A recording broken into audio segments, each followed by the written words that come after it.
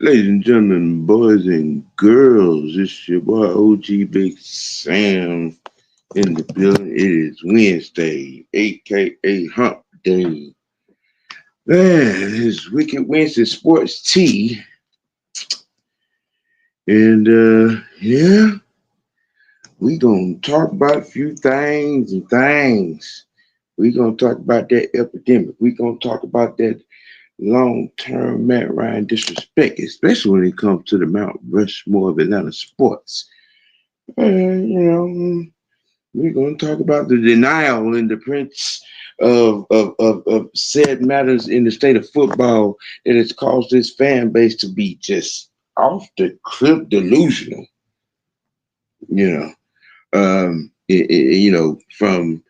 From the experience, aka the nightmare, to the false deity of said so much that they did it. The Vick fans totally disrespect the greatest quarterback that this franchise has ever had in Matt Ryan. It is crazy, and in fact, this in the sad part, the sad, just so sad part, if you are a believer of Matt Ryan, you got labels as Ryanite, or settling for mediocrity, you know what I'm saying? Things of that nature, you know. Um, First, I just want to clarify something because I've had a lot of people to say it to me. I don't hate Michael Vick, okay? I'm strongly disappointed in Michael Vick. With the God-given talent that he had, being drafted by this organization and choosing to put the playbook in the trunk, choosing to feed into his own selfish, self-righteous, ego, and not taking being a leader, a quarterback, as it were, in this league seriously while he was a member of the Atlanta Falcons. See, a lot of people mistake disappointment for hate. I don't hate that man. I'm just supremely disappointed in his choices, how he chose to be, while he was here. It was a beyond belligerent waste of God-given talent. It was a waste because he had it. He had it. He had it. What's going on, Uncle Sam? What up, man? He had it. And all he had to do was listen to his quarterbacks coach, aka his offensive coordinator at the time. God rest his soul. He had the opportunity and the chance. Michael Vick could have been the greatest quarterback to play this game. Yep. If not for the egotistical, I am that dude attitude and thinking that, your athletic ability is going to get you far and beyond in this league. Well, the Tampa Bay Buccaneers, the Philadelphia Eagles, the Carolina Panthers showed him otherwise.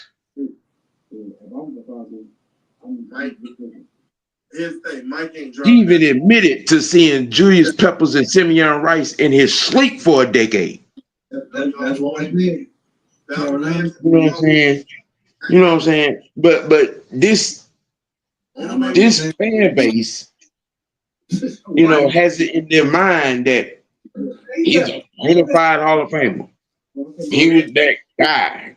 He took over the game in Lambeau Field against the Green Bay Packers, which was a lie. It was a lie. That defense, especially, had Brett Favre in a chokehold. They don't want to hear that though. Okay, we had a touchdown, a couple field goals. Special teams did they work? Did they work? But see, y'all trying to rewrite that story. You try to rewrite that story. And Vick took over that game in Lambeau. But the game that y'all never, ever in life want to talk about is the NFC Championship game against the Philadelphia Eagles. No. We forget all about that. We dismiss that. We sweep that up under the rug. Here's the problem. You are speaking on this guy who had You want to understand the mythonism of one Michael Vick. I like to say the experience that was a flat out nightmare. Yeah. Because they spent a ton of money. I say time and time again, if the Philadelphia Eagles Vick had started his career here like that, I would have nothing to say about that guy. Mm-hmm. Yeah, well, Nothing hell, to say. put that with the defense that we had in 02 and 03. Hell, Bruh. we got a Super Bowl. And Dan Reeves would have never got fired. Yeah, which is another conversation, a whole nother Oprah in itself, because I could talk for 2 hours about one of the greatest mistakes Arthur Blank ever made. Firing Dan Reeves and Wade Phillips. Now, the epidemic, as it were, have a lot of y'all out here spewing nonsense and want to talk about what he ain't had no weapons, he had no hell, lies. Y'all forget he had right of white fur. Mm-hmm. Okay. I mean, you can't complain about the line because I don't want to hear nothing about an offensive line that produces almost 3,000 yards back-to-back years. I don't hear nothing. Y'all don't never want to have a conversation about this man's inability to read defenses as an Atlanta Falcon quarterback. But y'all love to talk about them rushing yards. Y'all love to talk about them video game highlights that amounted to what? Amounted to what? What did it amount to? He got the chance under the big lights in the NFC Championship game against Philadelphia Eagles and made Brian Dawkins look like he was wearing a fucking Falcon uniform. We apparently got Texas. But yet, y'all sit up here and talk about he is the greatest Falcon to ever live. That was the best time to be a Falcon fan. Oh, really? Was it? Well, I mean, if that was the case, that defense tackle named Collins, where was the Super Bowl team? Where was the dominance in the division? Where was it? Where was the competitiveness? Where was the repeated competitiveness? Where was the talk of Falcons being playoff contenders when Vick was a quarterback and the actions that were? These are the questions that need to be answered to.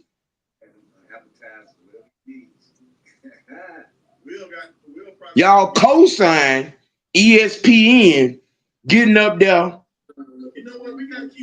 talking about the Mount Rushmore of Atlanta sports, knowing good goddamn well Michael Vick didn't deserve to be up there and Matt Ryan did. And y'all disrespectfully co-sign that fuck shit. We're talking about the Mount Rushmore. Let's be real of Atlanta sports. Yeah. You're not, first off, we know de facto for sure Hank Aaron is going to be up there. Yes. There's no questioning with Hank Aaron. No argument. You could probably it's a questionable for Chipper Jones. Any Braves player that played in the 90s, bro, can be in that right Mount Rushmore as an argument. Okay, Dominique Wilkins, he should be in there. Well, that's a given. Dominique and Hank Aaron are stoned in. Yeah, but talking about Falcons, like I get it. People have their opinions about Matt Ryan. I get people have their opinions about Vick. But let's be real. Like, we talking about all-time Falcon greats. Ryan's up there, but you got to think about Jesse Tuggle. You got to think about like guys like Tommy Nobis, Tommy Noble, Claude Humphrey, like Mike Ken. Mike King is one. Steve Barkowski. Like those guys, like actually had a great career here in Atlanta. Not only a great career in Atlanta, but they put up good numbers. So it's not just that. Y'all gotta realize. Boy, the hate for Matt Ryan, boy, I just don't understand it. I really don't. This shit is, I don't know. I don't get The it. truth, Can y'all help me understand that? Why? the truthful impact, the mythical impact gap. Okay, you know, these motherfuckers are so drunk on video game highlights from Michael Vick. They make the highlights more important than making your unit mates around you better. You know, they make stuff like winning the Offensive Player of the Year, Rookie of the Year. Vick didn't have no MVP. Vick didn't go to no Super Bowl. But they said that he came in a certain place behind Peyton Manning. Man, that Peyton Manning and Steve McNair MVP, that shit they won that shit by a landslide. Vick only got Right. He only got 1 votes. That's it. Everybody go look it up. That 04 season. Yep. We do have our next event, I mean, you got he had a less than 500 record against the Bucks. He had a less than 500 record against the Panthers. Weeks ago, okay. He the reason he's the if we talking about the Saints rivalry, let's be real. 06, when they went back down there to the Superdome, he was on that same team that gave the Saints life, and they never looked back from that game. Yep. Vick was on it. Vick was the quarterback. Yep. About that.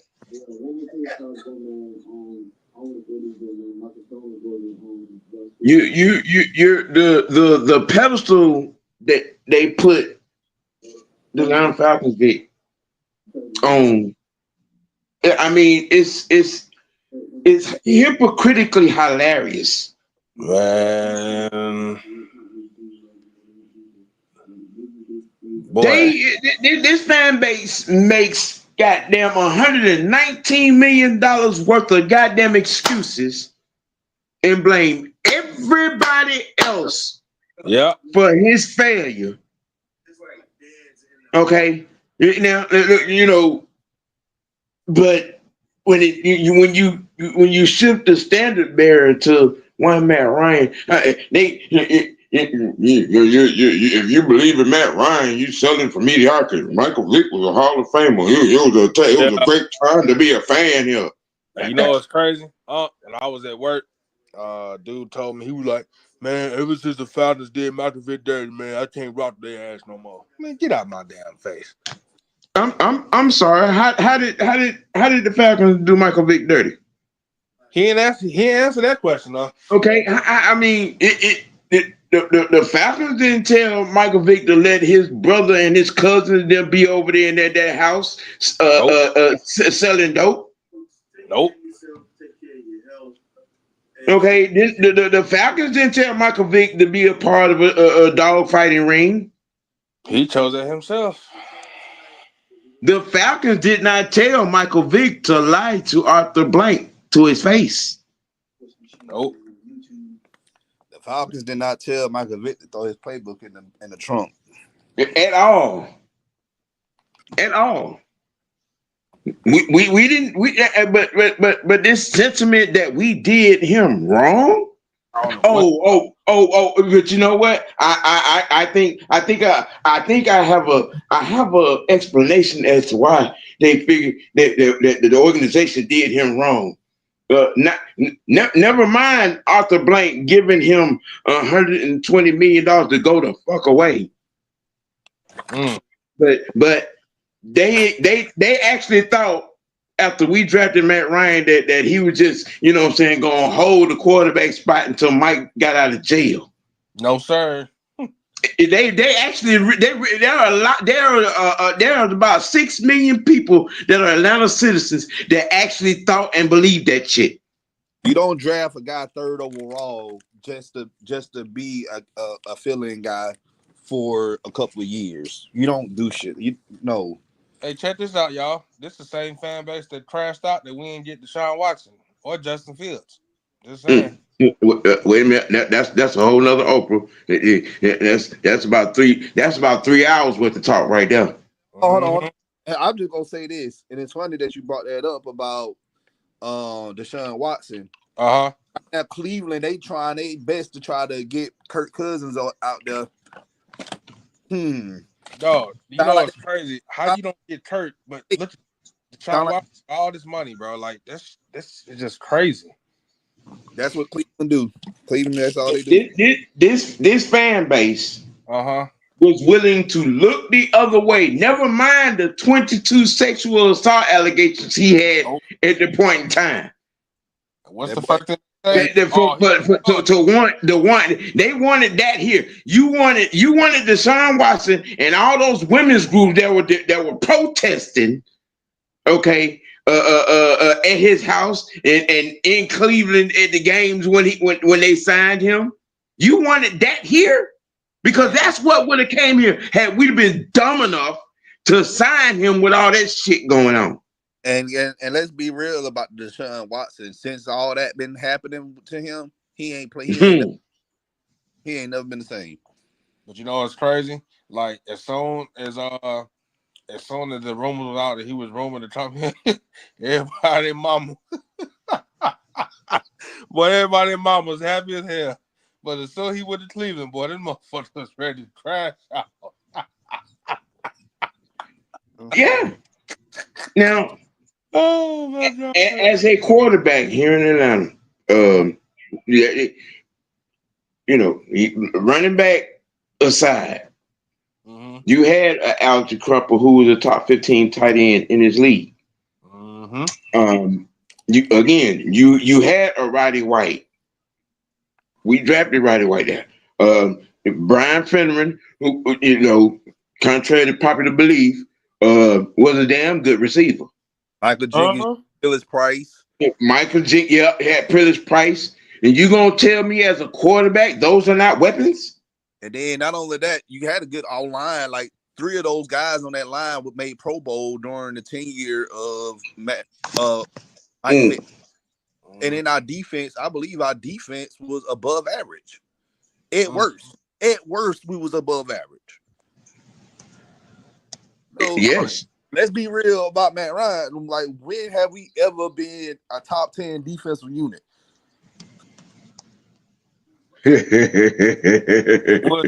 We'll say that 2017 year when we played Philly.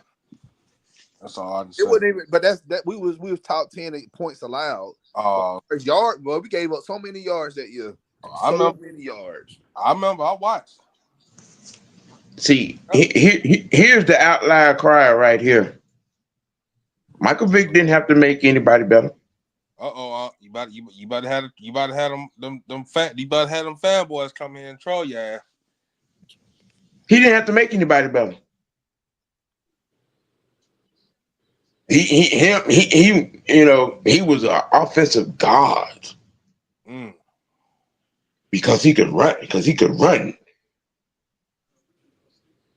When he broke Randall Cunningham rushing record that year, as a team, in that first year, as a team, we ran for almost 3,000 yards.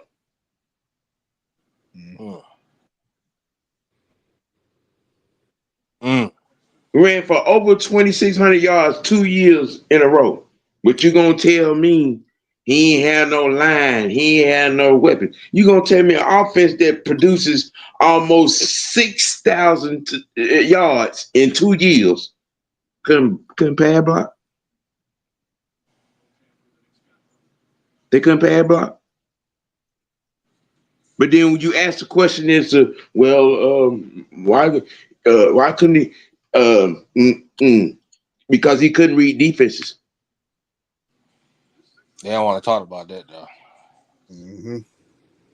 He couldn't read defenses. His kryptonite was the cover two. Come on now, we're gonna ignore the fact in the last 4 years that he was here actively playing. That I mean, he was a walking turnover machine.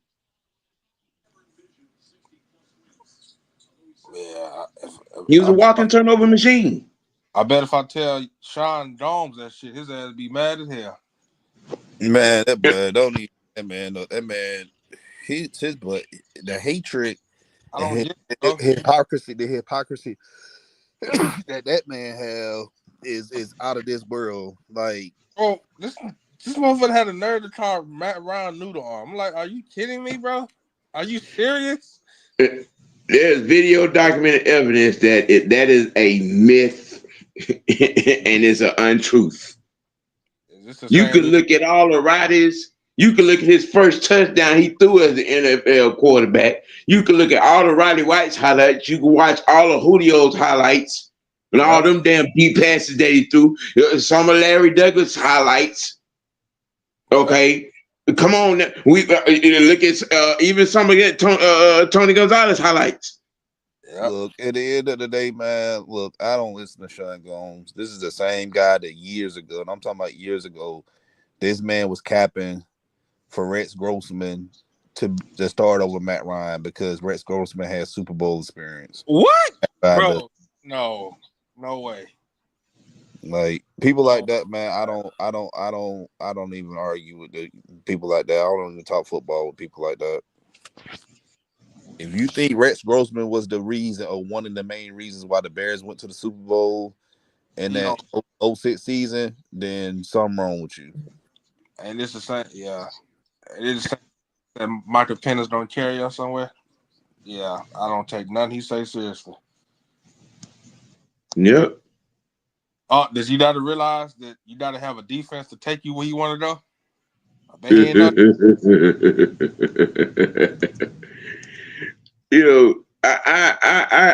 I try not to dig into the idiocy of Sean Gomes and and and Don't forget and about Jazzy not so Jeff dipshit. I try not to.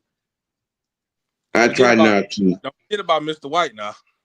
Man, I take him every other day. I'm gonna say hello to the people in the chat real quick. Hey Sonya, how you doing? JB1, what's happening? D Sloan, good to see you, my guy. King Quest 710, what's happening? That part. What kind of crack was he on? It's that Vickittis, man. That Vickittis. That Vickittis. Lord. I mean, you had these motherfuckers was so drunk on Vick. They you know that's the reason why they broke into they broke into Cool truck and stole his shoe. Cause they were mad about him wearing Vick number. That's the truth. Yeah, I heard That's about why they broke in that man car and stole his shoe and his helmet. that shit is so trifling, man. Man, it. Hey, would you say that's the reason Calvin Ridley left? Would you say that? Cause he got his car and shit broken into too. Man, But fuck Calvin really. Mm-hmm. Fuck Calvin really. I love this topic right here. I'm gonna say something real quick because I gotta head off a little bit. Like my neck is like banked up.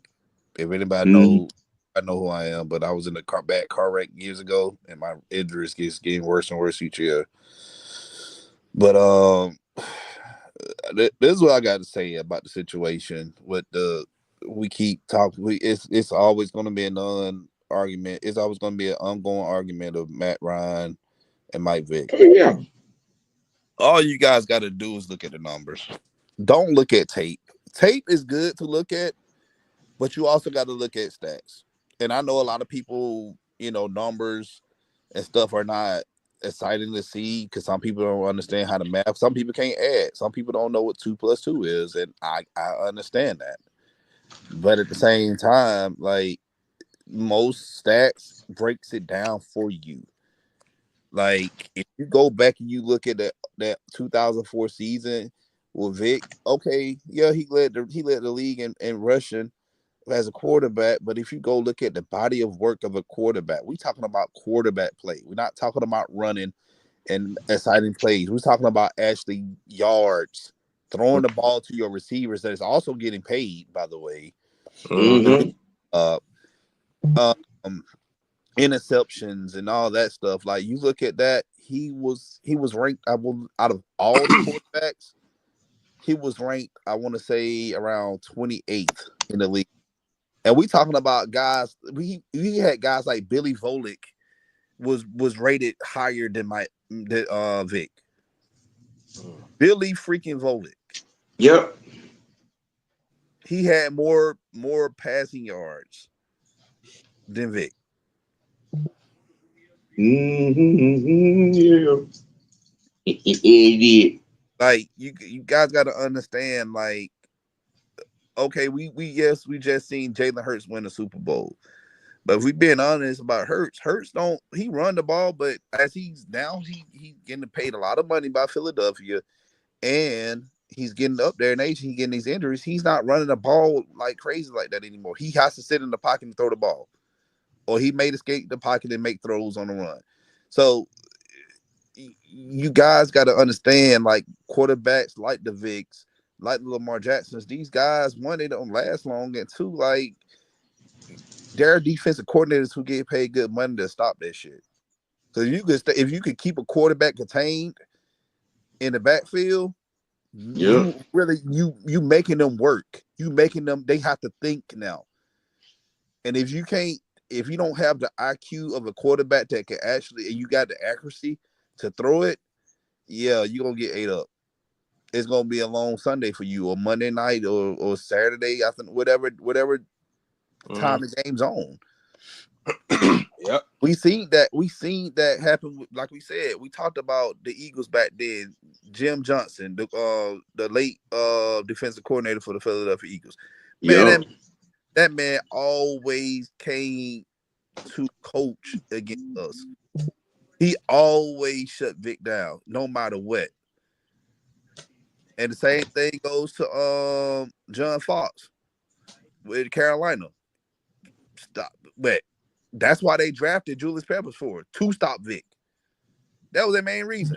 Because remember, Mm-hmm. Vick was drafted in 2000, and Peppers was drafted in 01. 01 or 02, I think. I mean, no, I'm sorry. Vick was drafted in 01, and then Peppers was drafted in 02. Yeah, I'm right. Okay. So, yeah, they were drafted back to, yes. So, that's what we're talking about, guys. We had running around, it looks exciting and looks entertaining, but when the rubber meets the road, when you have to be a quarterback, that's what it matters. And so, on that note, I'm about to leave out, and y'all have a good night. I appreciate you. No problem, man. Appreciate that with the Don, ladies and gentlemen. Don Burger. But it made some valuable points. I mean, I remember watching games, what I'm saying, against that Varnett Bucks defense. Warren Sapp, Simeon Rice, Derek Brooks, Hey, Jackson. wasn't Homer Simpson on that team too? No, not that I remember. Not on that. No, not on that. 02, 03, 04.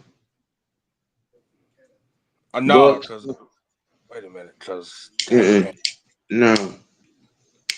On that Tony Dungy staff? No. I don't think so. I don't think I can't recall that he was. He had Josh Freeman as quarterback 1 year, didn't Yep, he had Josh Freeman, he? And got Sean fired. King. Damn. You know, but that though it was crazy to watch. And I'm seeing, I'm like, okay, what the hell? Uh, but and then to come to find out, Mm-hmm. you know, he what Greg Knapp was saying to him was going in one end out the other. But he didn't listen to Dred Knapp, did he? Nope. God rest his soul. You know what I'm saying? Which eventually cost Jim Murray Jr. his job. Damn. So Mike Vick got coaches fired too? Hmm. Okay. Man, they don't want to hear that, boy. Let's keep it in the buck after his rookie year. Mm-hmm. You know what I'm saying? Because Dan Reeves was Michael Vick would eventually become a Hall of Famer had Arthur let him do things the way he wanted to do. Right.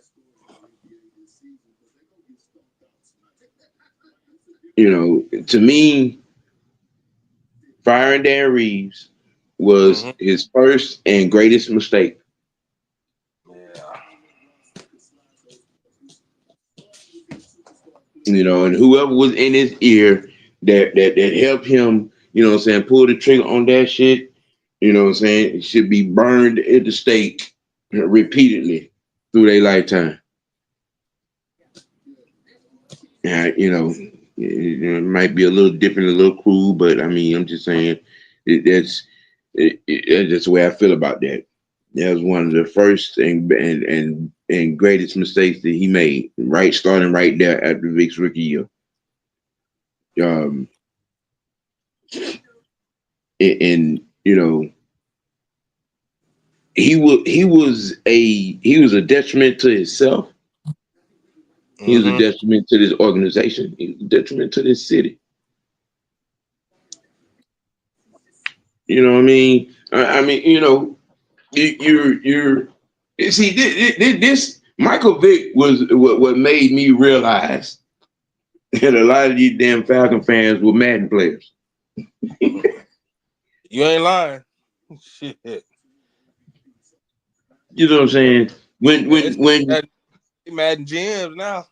mm-hmm, They done moved on up. and I have had a lot of people to get angry with me. Oh my goodness. Yeah, they do. Because when I say there was no standard for Michael Vick. Nope. Just like there's no standard for you know who, right? Mm-hmm. There was no standard for Michael Vick.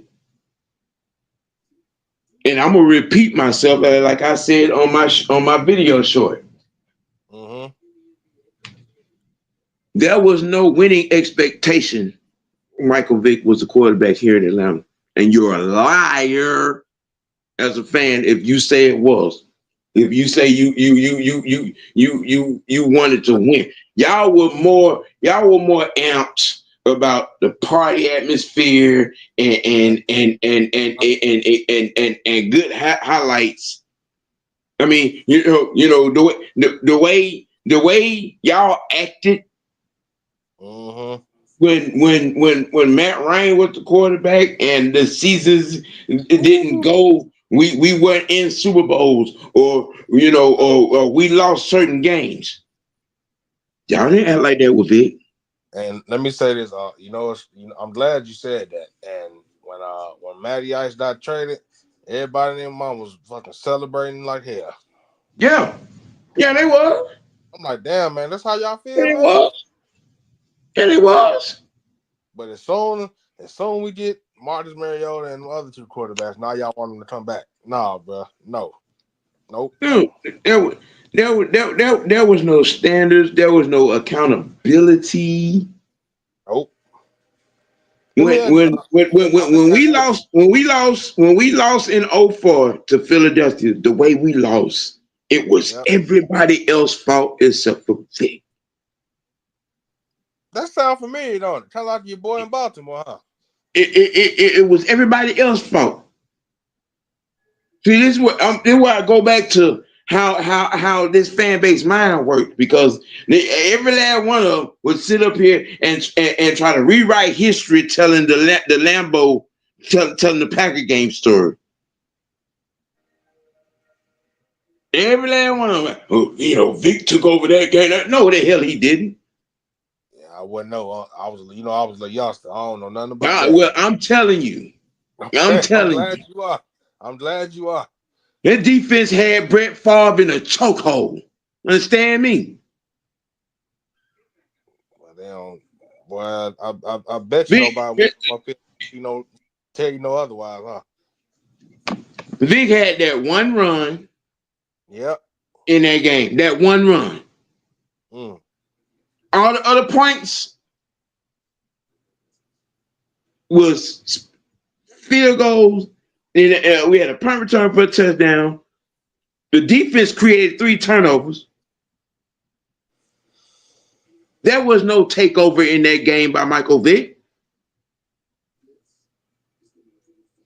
I wonder He what game had they that watched one. on. He had that 29-yard run, and most Mm. of it was east to west instead of north to south. Mm. He didn't extend a whole lot of drives. That defense kept giving him back the ball. And what did he do with it? Okay, wait for it. All I hear is crickets. I bet you nobody will answer that. But they constantly try to rewrite history with the Lambo story. But now one of them want to have the goddamn Philadelphia Eagles in '04 NFC Championship game conversation. Not a now, not one. They So run you know away. how. They run away from that story. Yeah, but you notice this at the last 3 times Matt Ryan played Green Bay. I bet they don't know he always have a hell of a game against them, don't And that's why Aaron Rodgers hates Matt Ryan to this day. he? Or does he bust his ass in the NFC game, huh? The way he closed the dome in 2016 with Aaron Yeah. Rodgers. Mm-hmm. Yes.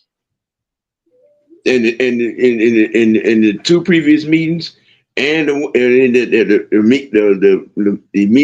next time they met, you know what I'm saying, at 2016. Oh yeah, Okay. the first game in that Benz, huh? Mm-hmm. And don't forget, he got his get back in 2018 and Yeah. 2020. Now, see, was he there again?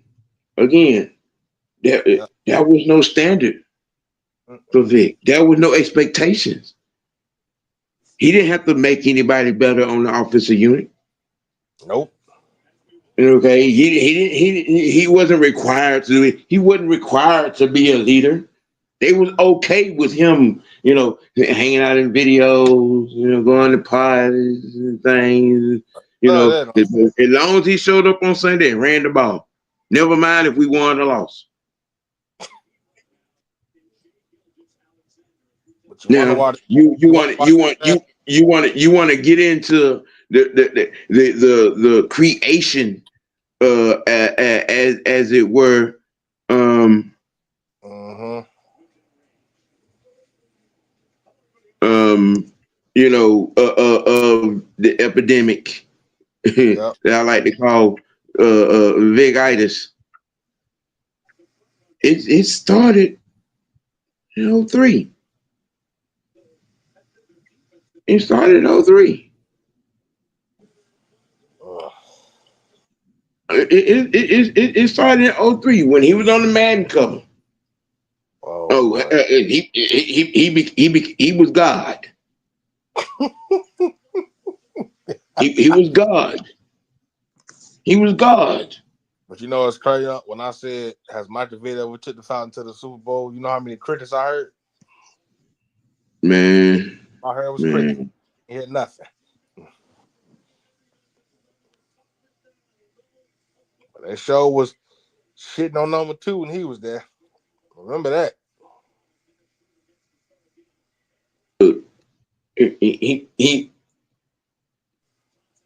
He got to the NFC Championship game and wet the bed. Against Philly. Okay, Just Philly? against Philly, and Okay. and never seen nothing else. You know what I'm saying? After that, Rashad. What's going on? OG, how you doing? J.O., how you doing, man? What's up, brother? You doing all right? Doing good, man. Just chilling on my day off. But, I felt that it was needed for me to come on here and speak my piece on it. Because I always felt, looked at, my position, how the biggest issue I had with him is just wasted talent, man. He had all the attributes to be one of the greats. But now when you look back at everything, he's one of the biggest what if stories. What if? Right now, I'm gonna see if you have the same sentiment as I have. With this fan base trying to rewrite history. How many people have you ever heard talk about that Eagles NFC Championship game in '04? Well, a lot of people love to sweep that game under the rug, especially a lot of people love to sweep that Rams game too. Everybody was like, "Oh, the Rams game." He was doing this and doing that, but really the defense, man, the defense in that run game was standing on Mm-hmm. this. That's what a lot of people love to leave out as well. My thing when it came to Vic, his biggest the biggest issue I had with Vic was just like, bro, you couldn't even beat Tampa back in the day, man. Tampa was his kryptonite, man. Tampa was his Mm. kryptonite. Sound better when you say it. Everybody in that division, including Tampa, everybody that was on that Tampa defense, from Warren Sapp all the way to young ranks, all we had to do was put a spy on Michael Vick and it was a wrap. Even Vick himself said, I can't even set up when he came against Tampa. Every Mm. time oh, he's like, yo, I can't even get set, man. I can't even get Mm. set. 'Cause they knew he was going to run around. Oh, he was going to beat them. But if he had a spy Mm-hmm. on him, it was over. By, I could say, between 2005 and 2006, before the whole dogfighting situation came about, the rest of the league started to catch on. All you got to do is put a QB spy on him, and it was over. It was over. All that athleticism and whatnot, it didn't matter anymore, man. Because Now, that level of play started to grow stale with a lot of people, including the fans, which a lot of them don't want to admit that they were getting tired of Michael Vick at one point. now, now, now, with Truth marching in the door, I'm gonna let him give his take on this sentiment right here. Uh, uh, Michael Vick didn't have to make anybody else better on the offensive unit. What's your take, Truth? Michael Vick didn't have to make anybody else better. Uh, okay, excuse me for being completely lost. Uh,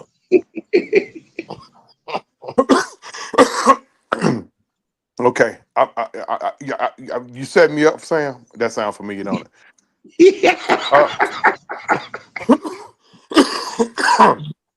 Bro, that got me coughing. Um,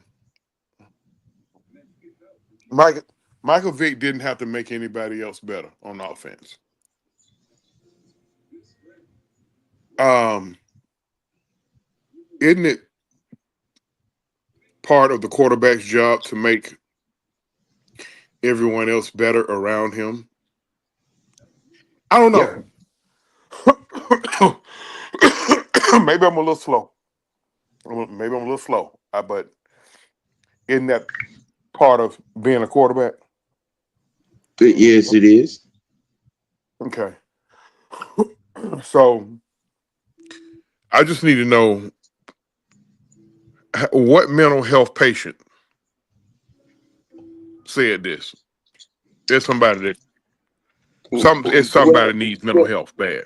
well, given the substantial mind state and mythical pedestalism that goes on with this fan base and Michael Vick, I never heard anyone, try to define what a leader is supposed to be and how much, what I'm saying, a quarterback's supposed to make, what I'm saying, the offensive unit and his unit makes better when Michael Vick was quarterback.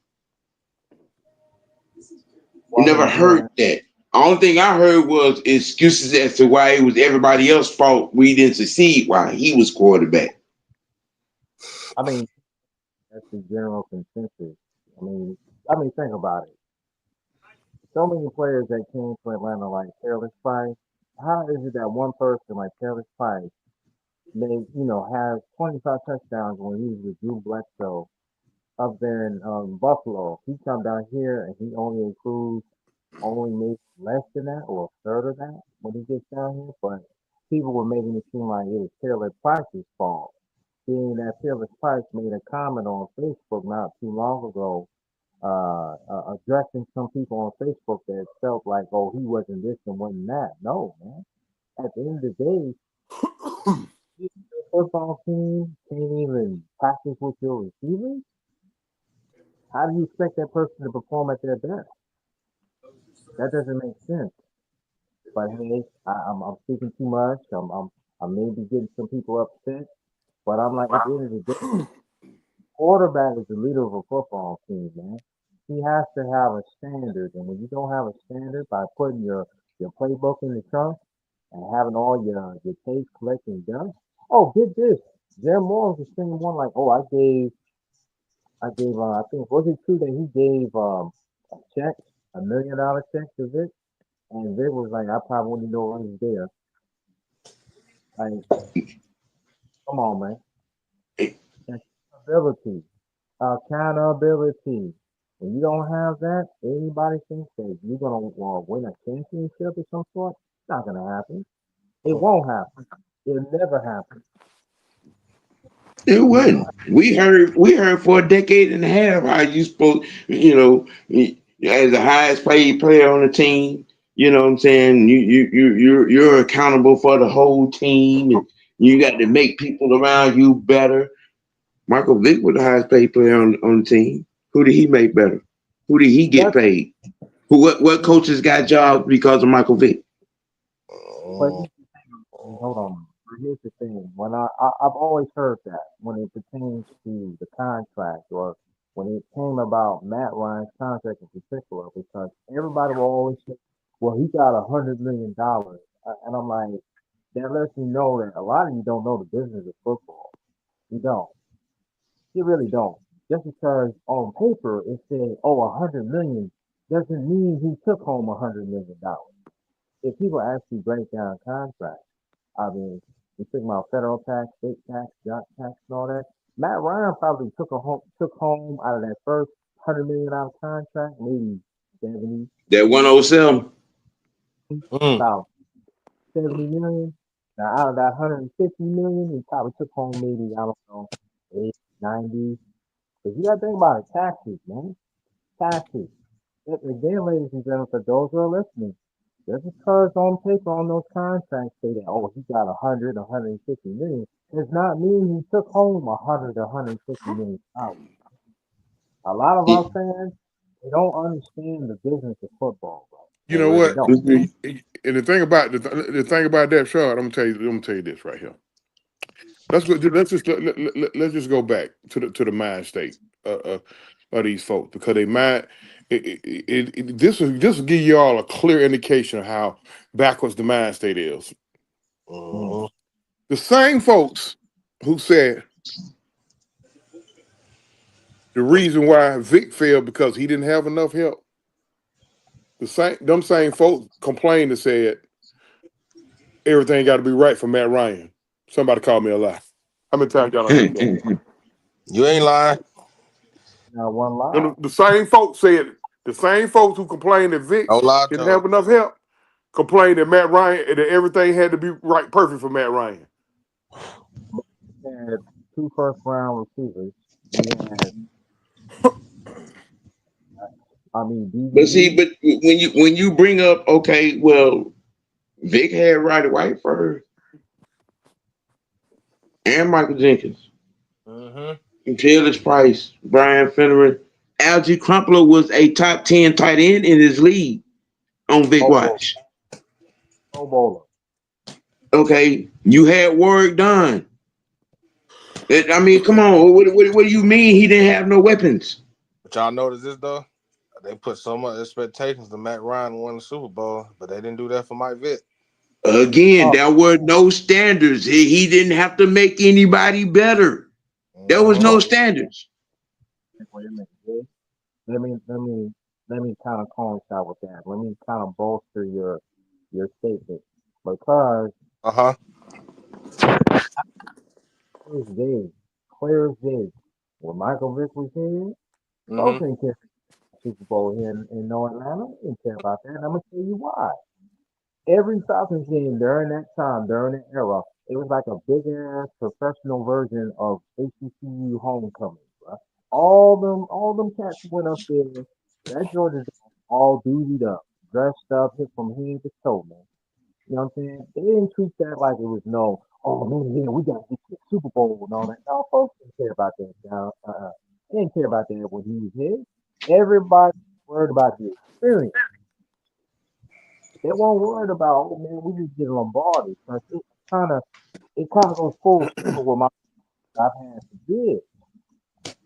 Everybody in this town cares about symbolism than actual production. That's always been the MO in this town, right? People can say it's different, but the truth of the matter is, I remember, and Sam, you know, I brought this up a while back when it pertains to the defense, right? Now Yeah. hear me out. I've always said the biggest issue for this team has always been the defense. It's always been the trenches. I remember when Michael Vick was here, we had a damn good defense. We always had good defense too. We had pass rushers. We had Patrick Kearney, had Rod Coleman, had Big Grady Jackson, Big Grizzy, as we used to call him, right? But then now Yep. when you got that Ryan's whole era, think about it, man. When was the last time Atlanta had a had a vicious pass rush during the Matt Ryan era? When was the last time you could know, or any of your people, any of your friends that are not Falcon fans could say like, damn, bro, that Falcon defense gonna give us nightmares. That When, Falcon when, defense, when was Abe here? Abe came here around, I think we traded, people forget, Abe was traded for. We gave him a first round pick around '06, '07.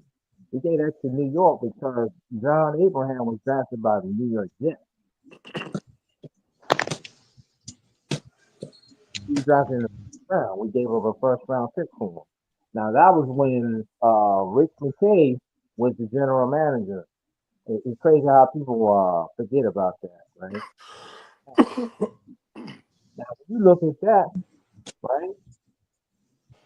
Who can you say in your mind has ever challenged Vic Beasley, Patrick Kearney, Seth Smith, and John Abraham? Who can you say has ever challenged them to knock them off the all-time Falcons sack list?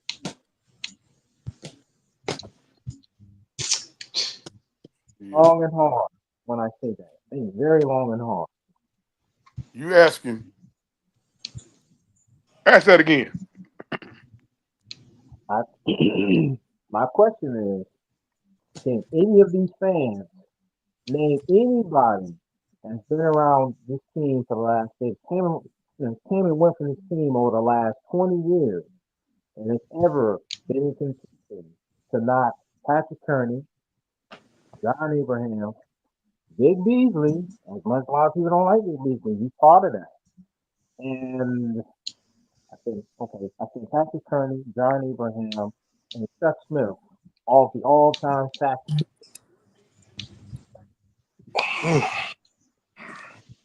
Chuck lead us in sacks, right?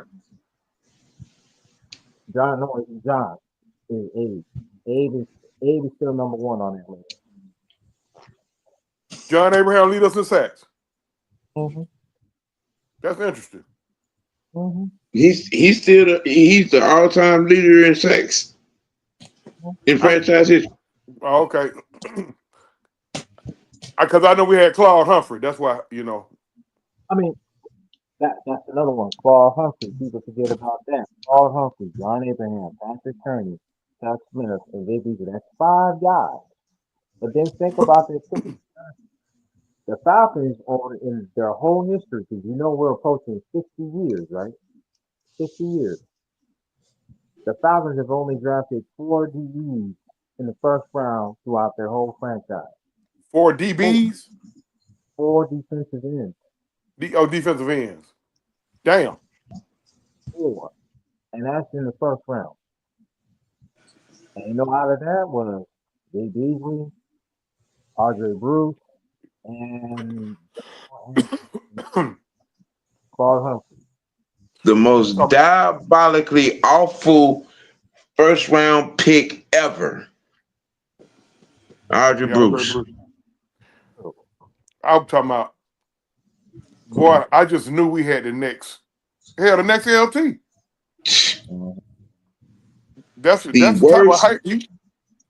The worst pick ever in franchise history. Which one is that? Woo. Andre Bruce. I think it's good, dog. I'm giving you some lessons here because the tweet that Matt put out not too long ago, a lot was just sitting there like first round pick. First round pick. Yeah. Yeah. And the thing is, man, if you look at it's still not as bad as Bruce. Woo. I don't know about that. But I get your point though. The point is it was a bad pick. That's it. That's the point. He was disappointing. That's the point you're making. Yeah, and it is just, but the point I'm trying to make is coming full circle because people, when it comes to the defense, the Falcons ain't had a top 5 defense in a 45-year span. But then they used to make excuses to the defense to say, "Oh, defense is this, defense is that," because Matt Ryan is not scoring enough. Remember when we used to score 35 points a game, but then the same defense would give up those same points? How do you expect to score 35, but your defense is giving up 37? How do you expect to win? But I used to hear these people say, but their response with that he should have scored more.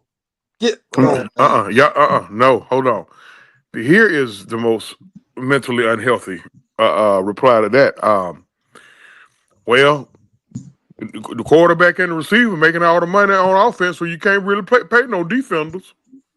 Yeah, that too. It was those two. It was those two responses.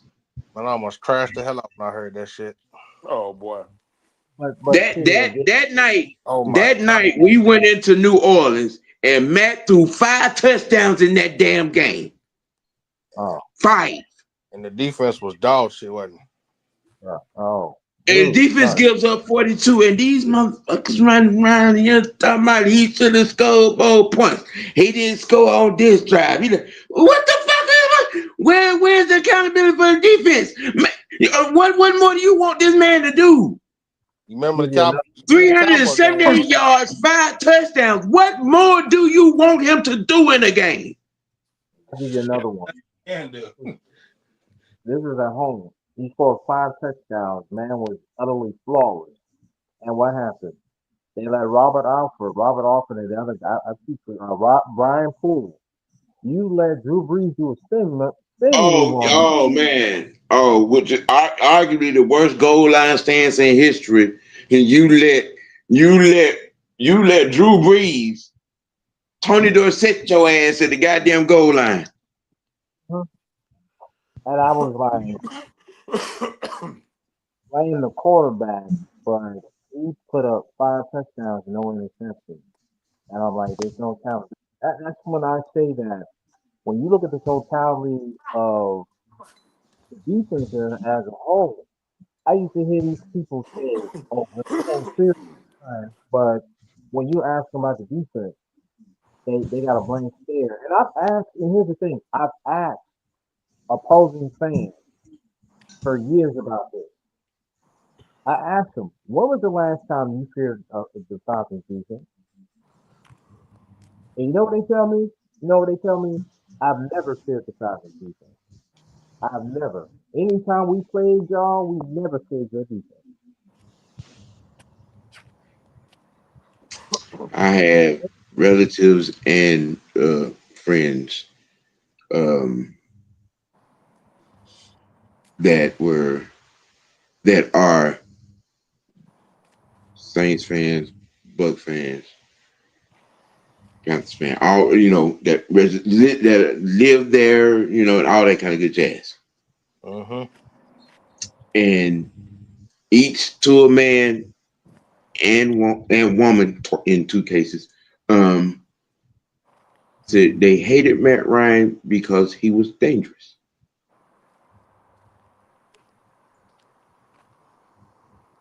Saints fan, and all of them to a person never understood the vitriol hatred that our fan base had for him. Man, that was crazy. Let me tell you, These are coming from opposing divisional rival fans. I do you one better. I know plenty of Steelers fans, Patriot fans, uh, Eagle fans. They will all say the same thing. Like, yo, Matt Ryan was never y'all problem. The problem was y'all could never build a team. Right. You could never build a team. You couldn't develop You couldn't develop an offensive line. You couldn't develop a defensive line. Oh, and here's another thing Falcons fans fail to forget over the years. Your kickoff return. You didn't have an official kick returner, punt returner. How is it every single time when the ball was during kickoff, we always had to start our own 20, right? And Matt and the rest of the guys, they had to go at least 80 yards down the field just to get in field position to make something happen. But then the play calling, it makes sense at times. The the adjustments, it makes sense at times. Nobody wants to talk about that, bro. Let me tell you something, man. I got a partner of mine, Right. a diehard Patriot fan, diehard. He told me, he said, man, a lot of y'all fans just got to be straight up crazy. He said, Matt Ryan is not nowhere near the problem with y'all. At the time, I think the Falcons' offense was averaging close to just a little bit over 26 points a game. He said, look here, man. If a quarterback can go out and get four or more, can lead your team to 4 or more scores, meaning it could be 3 touchdowns and a goddamn field goal. Your defense supposed to have the rest, bro. Ray Right. Lewis and the crew back in 01, 02, or whenever they wanted, told Trent Dilfer, give him 14 points. That's it. Give And me, we take give him 14 points. We got the rest. And that's what they did. Man, I just really wish we could have flipped that goddamn Grinch Blitz defense to 2016. oh Oof. my goodness, yeah. Them motherfuckers didn't give up, but they didn't give up like, Points a I think they game. gave up like 84 points for an entire football season. Now, Yeah. now, you're talking about you're talking about that 60 which one? The 67, 68 squad. No, I'm talking about 77, 78. Was it Now, 77, 78? now 76, 77, Grinch Blitz. when Jared Glanfield was the defensive back coach, Okay, but he was calling the okay. defensive signal. I was trying to calculate the actual year. I couldn't, for some reason Yeah, I couldn't draw an accurate number. So it was 77, yeah, 76. yep. Yeah. Them guys, That record the seals it. They don't. 1977 Atlanta Nobody Falcons talks defense. about that. Yeah, the 1977 Atlanta Falcons. Even hey, look, we know a lot of y'all guys are younger than us and don't know this shit. But guess what? That's y'all fault. You should know this shit because if you truly love a team, you truly down for a team, you truly a fan of your team, you're supposed to learn the history of your team. The 1977 Atlanta Falcons defense is top 5 defenses ever. all time. And that So, defense, you got That the 2000 Raven defense is not the all-time defensive scoring leading defense in history. and that Falcons defense But is they not don't. just But nobody talks about that because we're forever the goddamn NFL stepchild. yeah. Uh, Yeah, because people you look. that If you Google it, it should be the Atlanta Falcons, 76 or 77 Atlanta Falcons who gave Six up the points less a damn game. g- yeah, gave up the less because points in a season. uh, I know it was less than a touchdown a game. It was and 6 points on average. It was a 6 point average for that season.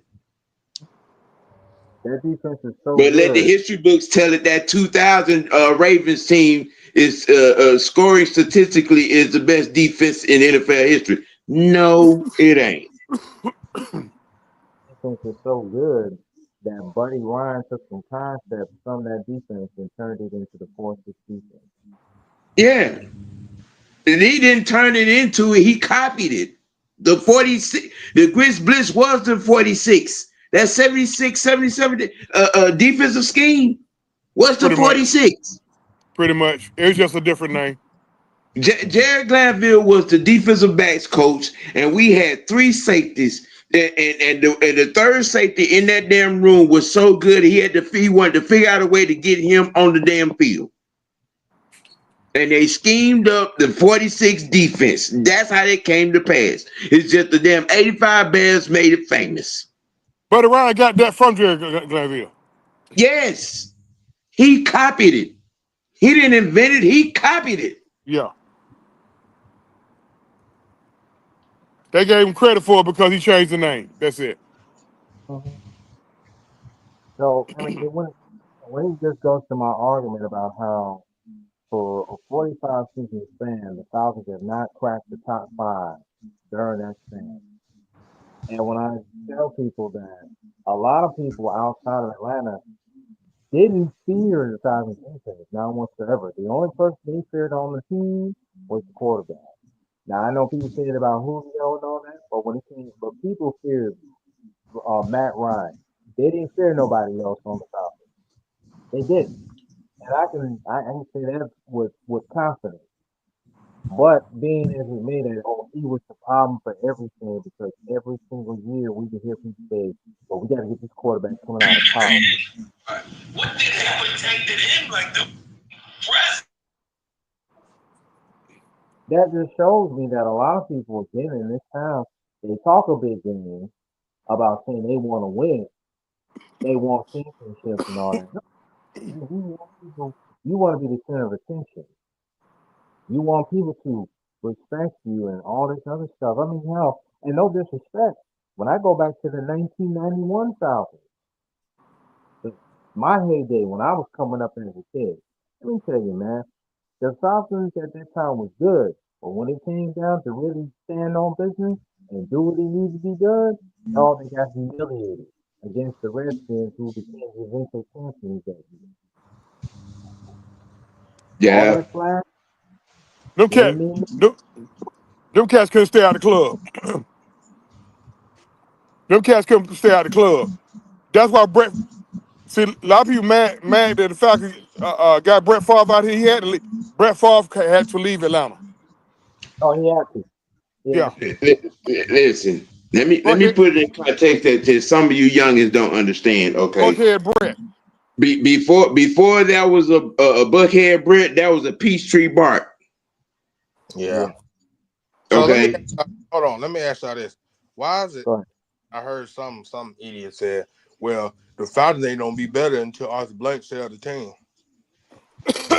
That was, That's boy, I ain't lying. Okay. that's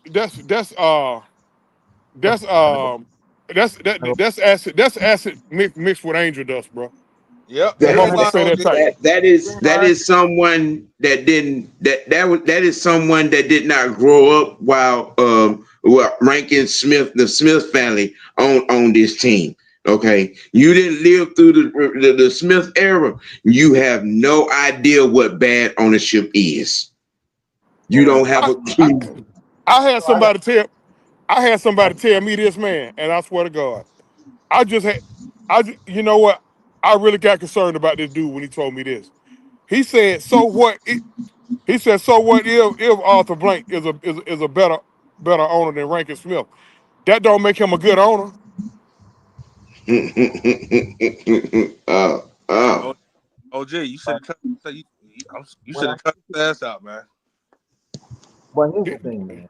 I mean, I said, well, as an owner, he's got a winning record with the Falcons. Mm-hmm. What that mean? That don't mean he a good owner. He can still Mm. be the problem. I said, all right, bro, I'll let you. I just Okay. stopped talking to him.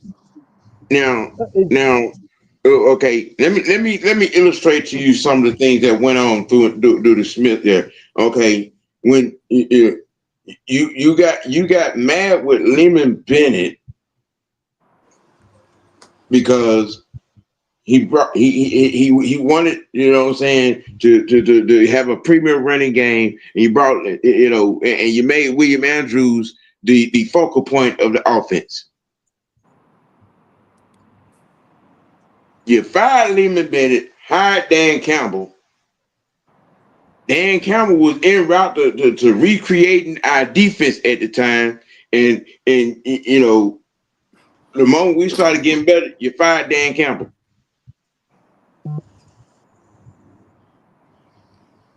You The fired Smiths was so Jerry Glanville because he was about to make a black man the star quarterback of the team in Gilbert Renfro.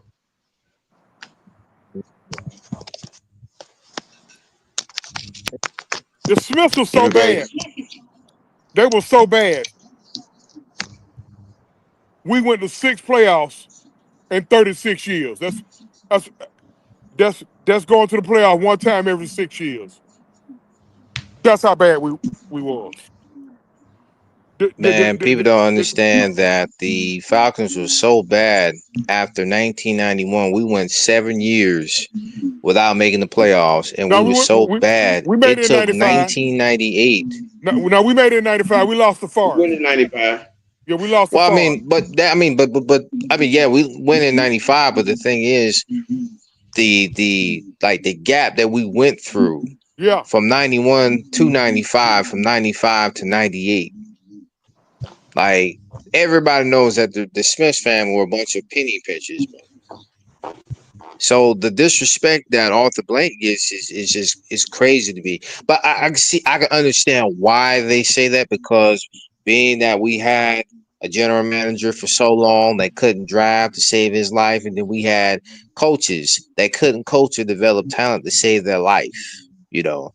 So I can see where they're coming from on that aspect. But as far as Arthur Blank, bro, no, Arthur Blank's been one of the best owners in the NFL, man. And you can take that to the bank. Falcons be gone if it wasn't for Arthur Blank. That's a fact. Right. They'd be gone. He played a small part. He played a small part in us not going to Jacksonville. Oh yeah, but we Mm-hmm. were that close to becoming the LA Falcons. Yeah, That yeah, close. he was, Yes. we was real close to becoming Yeah. the LA We Falcons. like to be the Los Angeles Falcons dead ass. Because people forget when you look at the Georgia Dome, and again, it just goes to show that a lot of the fans don't understand the business of the NFL. Because for one, the Georgia Dome, before we tore it down, Arthur Blank was paying about $150 million a year just to keep that place up and running, man. The place Look, was man, breaking down, man. that motherfucking building was so raggedy, bro. A building that opened up in 1992 got so raggedy so quick. They were playing the SEC goddamn tournament down there. Yeah, and they had to stop the SEC tournament because a hole went through a damn roof and debris was falling in that motherfucker. yeah. And people forget about that. It's just So I remember going to a home game, right? Again, I think it was the first home game against New Orleans, and this was like 2014. I can tell you, every single time that me and my old man was walking around, though, we had to sometimes, man, we had to stay in our P's and Q's because we could tell the infrastructure was bad, man. And again, being the fact that Arthur Blank had to allocate $150 million a year just to keep that thing up and running, he was like, "No, man, I might as well just go ahead, get with the city of Atlanta and set up a public-private partnership because that's how they got their stadium established. This is what a lot of but the not fans don't the forget, man. stadium. You know what I'm saying? No, Arthur Blank said either help me get a stadium or else. No, That he did. But yeah, the way they set it up was public-private. Arthur had put up 80% of the money for yeah. that stadium.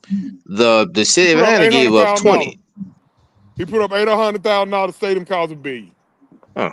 or Yeah. 1.1, and we had to pay the rest of it in tax. Hmm. That But would mean like 80-20. yeah, so Arthur pretty much boxed the city in and said, "I'm gonna move these motherfuckers to LA if y'all don't goddamn say the Yeah. right thing about He was like, yeah." So yeah, he was like, I'm gonna put up 80% of this money. Now, if yeah, y'all can't come up with the rush, I'm out of here. And that's what he did. You know what I'm saying? Like, people don't understand that Arthur Blank is a businessman for a reason. He didn't become a billionaire by being nice. He was like, yo, either you do this and I'm going. listen, and it's cheaper than food prices in there. I keep hearing about because I only went to a preseason game in there, but like, man, come on, bro, what more bang for? But bottom line is Arthur Blank ain't He finna takes sell the care of Falcons. people, man. That's what people don't He ain't finna understand, sell the OG. Falcons because y'all He in y'all takes damn care of feelings. people. You know, I mean, hell, I do you one better. Every single time I see an opposing fan go to that stadium, you know what they tell us? You know what What's they that? tell us about the food prices? You What's know what they that? tell us, J Dog, about the prices? They be What's like, "Yo, that? I wish I could get this at No, Steelers Stadium. no, I I wish I didn't. could get this at Jacksonville. Or I No, wish I could get this in New York. Or I wish I could get this in California." People actually come down here, even though when their team has to play the Falcons, they be like, "Yo, man, I sometimes I come here for the cheap concessions." Because people don't realize how much money if you were a Falcons fan and you have to go to an opposing fan stadium. No, they pay out the ass for concessions, bro. uh-huh. Listen, man, if a man take his wife and 2 kids to a football game at an opposing stadium, just imagine what that man had to pay for 4 hot dogs, 4 Cokes, and four orders of fries. That man might be Man, out of probably about $200, bro. yeah, you paying about a good $180-$200 for everything. And then you mix in jerseys, hats, lanyards, everything. You paying a good 300, Yeah, 400 if close. but you go down there to the Benz and you get 4 drinks, 4 fries, and 4 hot dogs. He he might be out 100. Yeah, it might not even be that much. I heard they real cheap, bro. Man, hey. That why Jay, I just don't understand. So, and it's like I get pissed off when people say author is this, author is that. Now I understand where they're coming from when he came to Thomas Dimitrov, but as far as everything else that he's done for the city, nah, man, Arthur Blank is one of the best damn owners in the NFL, man, I'm gonna and tell I'm you who's a happy to bad. have him. I'm gonna tell you who's a bad owner right now. Who was that? Jerry Jones. Oh, Oh hell. yeah, Jerry, man, come on now. Oh yeah, Jerry wouldn't get out his own fucking way, and he got rid of Jimmy Johnson, and the team ain't been right since. So oh let me no, ask it's the you, curse of Jimmy Johnson, OG. man. That's what people don't want to admit. That's what it Well, is. Right. no. Switzerland won after Jimmy. Yeah. But with Jimmy's guys, that's the Yeah, thing. So OG, He let won me it with ask you this. Jimmy's OG, guys. my bad. My And bad. I truth ain't be mean to cut you. told, a lot of people, even though they won that Super Bowl, a Yeah. lot of people who are Cowboys fans, I'll say this, some of them don't even acknowledge that Super Bowl. They'll say, yeah, we got one, but they're like, That's when they it beat ain't the Pittsburgh, same right? because Jimmy built that team. Yeah, that's when they beat Pittsburgh, Yep. right?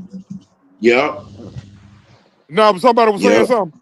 Hey, OG, let me ask you this, man. Why? So everybody know how bad Jerry is. So that coach they hired, that told you everything you need to know, right? Yeah. Yep. My point. Well, I mean, Jimmy, my bad. The one thing about Jerry that I tell people, Jerry is a megalomaniac, bro. He's power hungry. Mm-hmm. He doesn't want to give up the reins, man, because he figured, oh, in his mind, that he was the one that helped build that team to win the championships. No, man. Everybody in their mama that's not even a Cowboys fan know that Jimmy built that team, man. Jimmy was the one Yeah. that traded away Herschel Walker for all those picks, man. That was essential The, to building the that dynasty. one of the greatest trades and diabolical trades ever. You know what I'm You saying? Because you if it you wasn't for that sent Herschel Walker you trade, sent Herschel you wouldn't Walker see no to Great Wall of Minnesota. Dallas. You wouldn't see I no think I Evans think Smith. I think they got like what 7 picks in that deal and like 2-3 players. Oh yeah, yeah. And you drafted a few Hall of Famers with some of those picks. Shit, Um, they got Aikman, him and that goddamn Irvin off that trade. Oh yeah, yeah. Aikman was already there. Oh, I'm sorry. You right. Oh yeah. Irvin was already there. I'm sorry. Yeah. Irvin was already there. They got Aikman and Emmett. Mhm.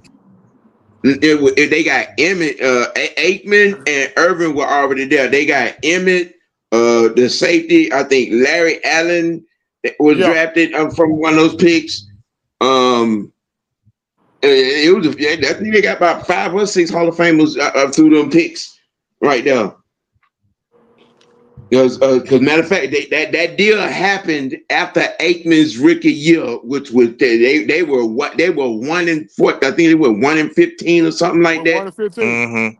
And then through 1-15. that whole few couple of drafts, man, they were able to build a very good defense, and then they were able to sign guys like Charles Haley from The San Francisco to come to Dallas. Dion, the as we sec, all the know. second stringer could have been starter anywhere else in the league on other teams. The second stringers on that squad. Oh yeah, don't forget about Ken Norton too. Yep. Yeah, man. People don't want to talk about that, man. That linebacker core they had Mm-hmm. at that time was second to none, man. And I want to delve back off of this right here, and the reason because I still have in my mind 2 months ago. Mm-hmm. Waking. Was it? I think was it 2 months ago? Has it been 2 months?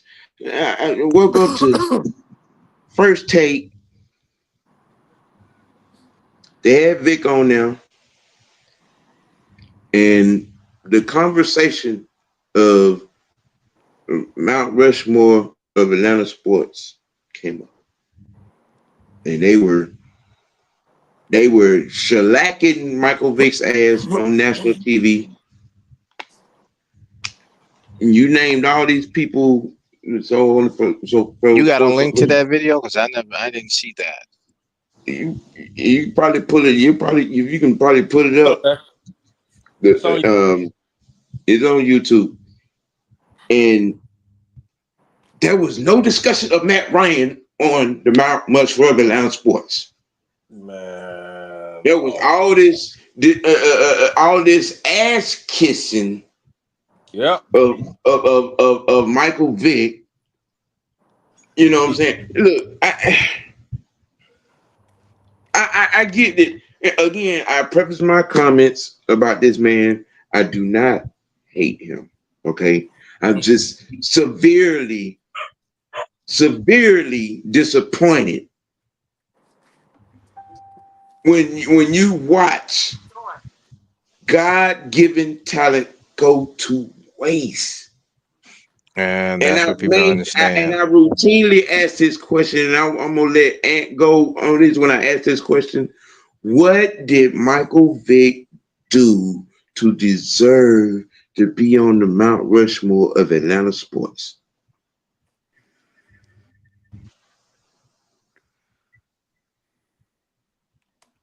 Besides running around all day, What did he win? What I mean, did he have a few scoring, passing titles? Any MVPs, oh, oh, Super Bowl appearances? I'll tell you this Uh, though. He won being the best appearance at Magic City. He won that. Well, you know why I He feel won like that though. they tried to do that, man, because again, it's all about symbolism. It's not about production. It's Bingo. pure symbolism. That's it. You That's it. mean okay, I asked this question then. What the fuck did he symbol? What? I mean, come on. I mean, Sam, you know how it is. In my Suge Knight voice, he wanted to be. It was like he wanted to be all in the videos, all on the records, yep. dancing around. Wanted to be the center of attention, and I know you got some people that don't want to agree with that, but that is the truth. The man just didn't stand on business whatsoever. He He was didn't. the guy who Didn't read that playbook. he was the guy who the hip hop community gravitated to. That Because part hell, right you can go there. back to that Yeah. documentary, the one they had on Bleacher Report, where all the rappers were talking about, yeah, we wore the jersey number 7. Because yeah, I got family in New York. When Vick was the quarterback up there, you had everybody up there rocking 7, because they felt like that number was anonymous. They felt like that number was important, so a lot of people from all over supported it. But the truth is, Important for to me to what? tell me you What support, was that number important to? hmm? I'm gonna tell What was I'm that I'm number important to? I'm gonna tell you why. I'm gonna tell you why he was up there. Mm-hmm. Just hear me out. Okay. A lot of people, Vic was really the first quarterback that's dark skinned that was able to play the game the same way they play on a video game. So he Hell, became, he fumbled 3 times a game in the damn on Madden too. yeah, Shit. What? he Same. became damn near God to the younger generation. So it was almost like he got grandfathered in to being basically the face of Atlanta sports. Mm. I mean, like you can't listen. You can't say jack shit about Mike Vick in certain circles without it starting a fight. Mm-mm. Um, it ain't about when you hear why a lot of people will put Vick on the Mount Rushmore. Football will be the last thing they fucking talk about. Mm-hmm. That part. You just mentioned it, man. Vick. I watched him open up three briefcases of money. All Star Weekend here. Remember Jordan's Man, ooh. remember Jordan's farewell All Star game. Oh, I I watched him know. open up I three remember briefcases. the 03 game, the All-Star game they had here in Yeah, Atlanta. yeah. I I watched him remember. do it. I watched him do it, and get what? I'll put some of that shit in my goddamn pocket. Now, you kiss my ass if I wouldn't. Shit, I left by them good goddamn $1,300 to $1,500. Mm. Shit. It was that much money in there, but nevertheless, he rubbed noses and interacted with the people like Dominique did. See, that's what Dominique did. They rubbed nose. They interacted with the people they were hanging out. Dion and Bad Moon and Dre Rising. That's what they was doing. Cliff Levingston when he was here, all those guys was interacting with the folks. Notice I ain't said jack shit about football now, Nope. but he was interacting with the folks. So when he got jammed up, it was almost like it was a national fucking crisis. When actually, he even admitted he fucked up. But you couldn't tell a lot of these folks that when you start hearing people saying shit like Arthur Blank turned his back on Michael Vick, that's when you just try to just go get some headache medicine because your head gonna Yeah, start hurting. yeah, and you know, Because that's going. just stupid. I mean, just to add to what you just said, to hear people say that, it would piss me off at times because I'm like, this man was gonna do what he could to get you out of trouble. But here's the thing too. Arthur Blank would have helped him if Mike would have just told him the truth to his face. It's not the Right. fact It's about the it's dog. See, but lying hold to on. his face. Wait. Hold on. Wait. It's not the fact that the dog fighting was the issue. It was the fact that you lied to this man's face. You lied to the feds. You know what I'm That's saying? something you don't do. That's what nobody wants to talk about. That's You something you lied don't to do. the owner and you lied to them boys in black. You lied to the feds. That's what people don't want to talk about. People want to say, because they wanted to make it a race thing and all that other No. bullshit. And jack shit do no race. But that's how they tried to make it be. And the issue I have with that, no, it wasn't about race. It's the fact that you as a man didn't stand on business and do what you need to do to make sure you kept food on the table. Worst kind of worst. If Vick had came clean, they probably would have made him sit a year.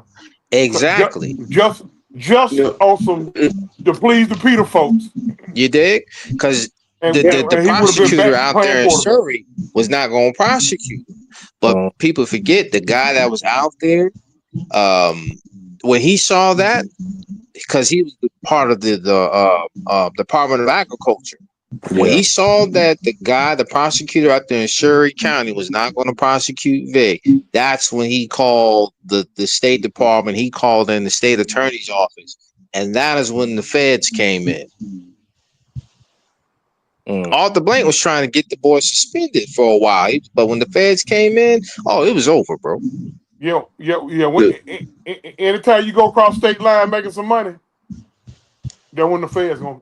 It was over, and that's what a lot of people don't want to talk about. OG, they don't want to talk about that. Yeah. But then too, they don't want to talk about when Vick's cousin rolled on him because they were looking for dope at that house. They weren't looking for no dogs. Yeah, they went to that house looking for dope.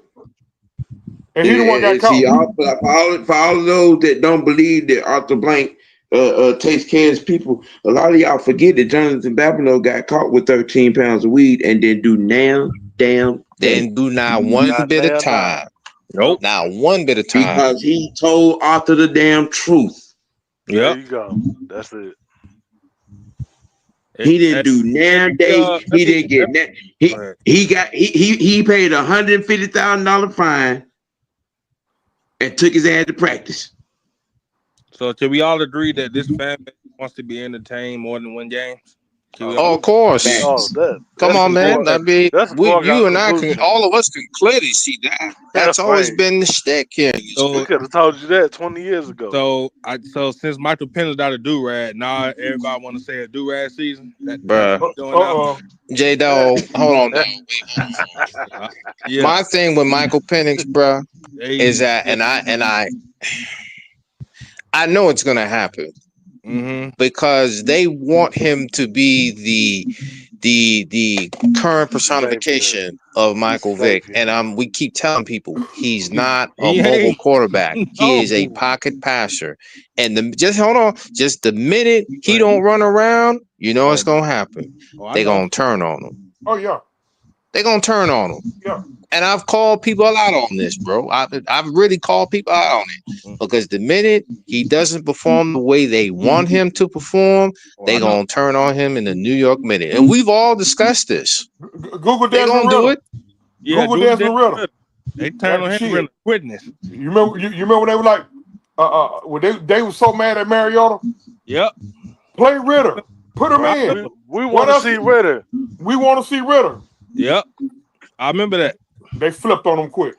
They flipped on him. They flipped on him So like Mariota all ready. because when you look at it, yeah, it looks good now, but wait until that honeymoon phase go to the wayside. And he don't do this and he don't do that. They don't want his ass out of Atlanta. Exactly. Watch some dummy in the comments said, but Ritter was trash. Watch. Mm-hmm. It's coming. Watch. But you don't say know he so. Of course, he was trash. We know that. The original plan was for Mario to play that year, maybe two, while they get him ready. Yep. But he folded under the pressure of getting a second chance to get his career back on, track, and had a meltdown argument with Arthur Smith. And they had to put Ritter in now. He wasn't ready. Nope. Yep. And this vicious ass fan base took his ass to the woodshed. Mm-hmm. Oh, I mean, not to mention the article that came out with Sports Illustrated. They were saying, "Oh, don't let Michael Penix become another Matt Ryan." And folks right here got pissed and they wanted to sweep it under the rug. But it was like, you see what's going on, right? You see what's going on, right? Mm-hmm. It's becoming the same old scenario. Now, here's where I agree with the whole symbolism effect, because with all the similarities, his name being Michael, he being left-handed, him being dark-skinned, him wearing a do-rag, everybody, we finna relive the experience. Put the brakes on it. Pump the brakes on it. If these last 3 games of the season did not show you what you gonna get, and then folks, I don't know what to tell you. I mean, how are they going to expect that when this man historically has had 2 ACL injuries? He's not going to be running around. That young man is a pure pocket passer. He's not a mobile quarterback. It's always funny, what I'm saying? Y'all, want motherfuckers to be like Mike when they could be like Doug or be like Warren or be like Randall. Like, where's the standard? Okay. That's what I don't understand. Y'all want to put, role models up. Why not put Doug Williams up there as a role model for a black quarterback to be like? What about Steve McNair? Steve McNair. Mm-hmm. Yeah, Steve McNair went to a Super Bowl. Right. Okay. You know what I'm saying? I'm just saying, clear and better and prominent examples, but y'all don't use those. You know what I'm saying? Another y'all one for you. Randall Cunningham. I said Randall. Yeah. I said Randall. I just used their first name. I said Randall, Warren, you know what I'm saying? Doug. You know what I mean? You see, these are prominent examples of quarterbacks. Not gimmicks.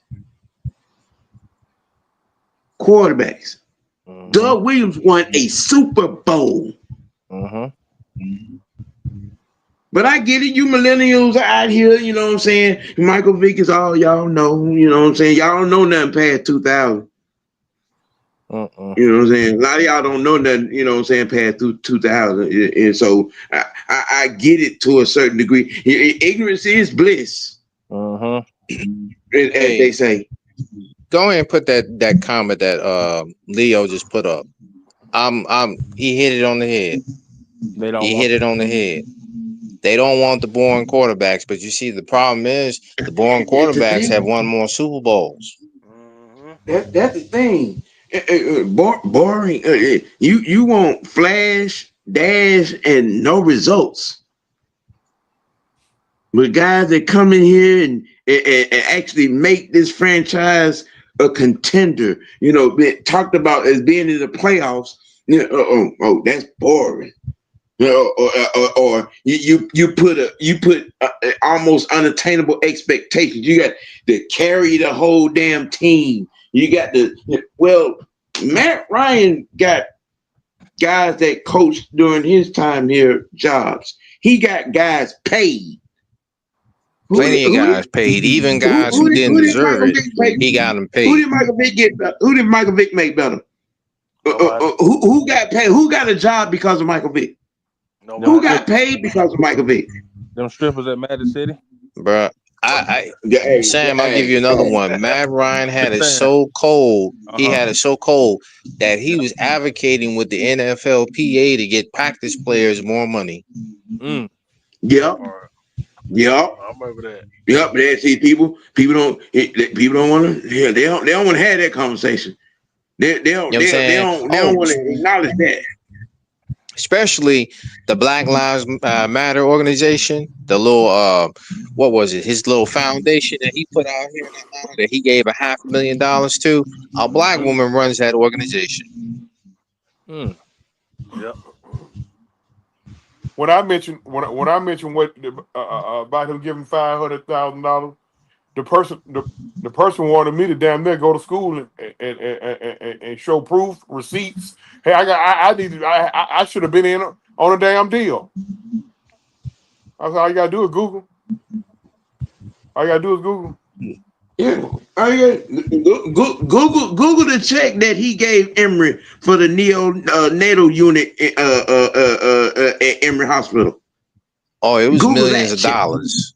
It was millions Google of dollars. That check. And I know that because they said it was around 10 to 20 million dollars. Google the check he gave the YMCA organization here in Atlanta. Google that check.